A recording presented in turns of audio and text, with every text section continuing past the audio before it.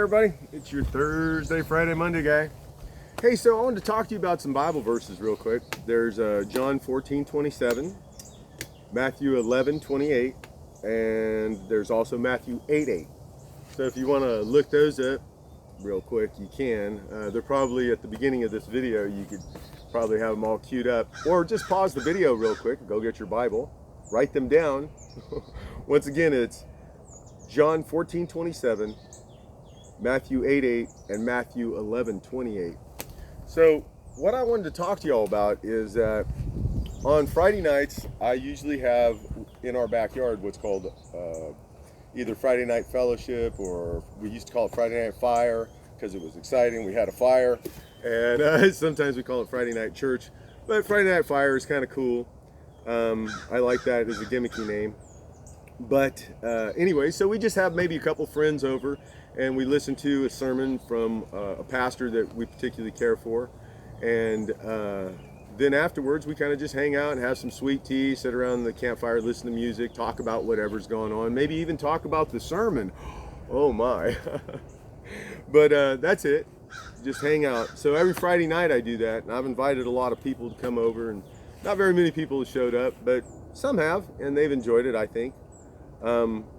So I got some stuff going on in town here, and I should be concerned with it, because when I first started in law enforcement, I'm a retired guy. I did law enforcement and military stuff, and when I first started, we had about 4 guys arrested for felonies, including murder, to cover up what they had been doing. And so I learned really early on that you really can't trust everybody, and not everybody has your best interest in mind when they're out there. Some people are just out there to make a buck and take advantage of you. And so I'm in a situation right now where nothing's been answered to, and I don't kind of feel safe leaving my house. But I do have the peace of Jesus, because I know where I'm going when it's over. So no one can keep me captive, and no one can make me afraid, because I have the peace of Jesus. I am concerned, and I do have PTSD, and I don't want anybody to come get me. But I'm not overly concerned to where, I have the peace of Jesus. So there's that. And talking about law enforcement people, centurions. In Matthew 8:8, Jesus compliments the centurions because of their faith, and the guy says, hey man, I'm not even worthy to have you come into my house, but if you just say the words, I know my servant will be healed.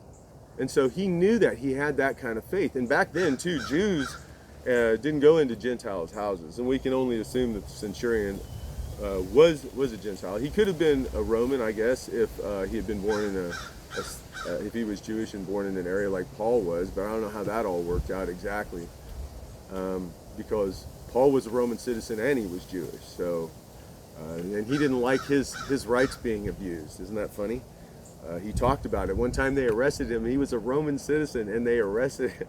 Boy, they had to eat a little humble pie after that. But Matthew 8:8 compliments the centurion because of his faith. And if you really look at it, there's other verses that say, no greater love has a man that will lay down his life for his brother, and that kind of thing, right? So that, I don't know, we put a lot of faith and trust in our centurions. So I even invite them to come over to my house.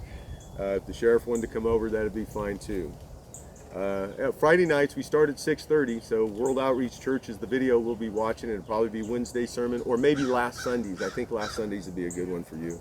There's also one about law enforcement and stuff. And then as far as the Matthew 11:28 goes, listen, Matthew 11:28 says, hey, come to me, all you who are weary and burdened, and I will give you rest.